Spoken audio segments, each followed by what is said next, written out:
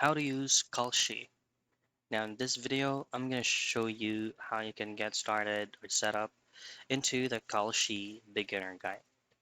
So first, Kalshi is actually a regulated financial exchange used to trade contract based on outcomes of real-world events. This allows users to hedge financial risk, speculate on current events, and gauge crowdsource probabilities. So if you're going to be using this via the web version, just simply head straight into Kalshi.com's official website.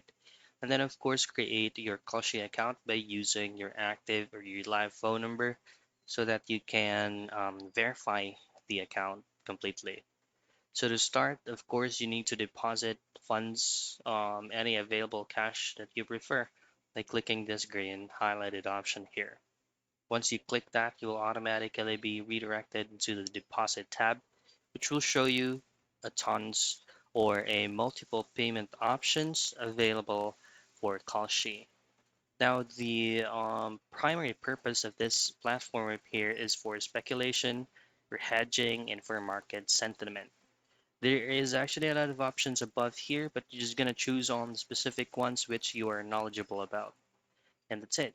That is how you get started and use Kalshi for beginners.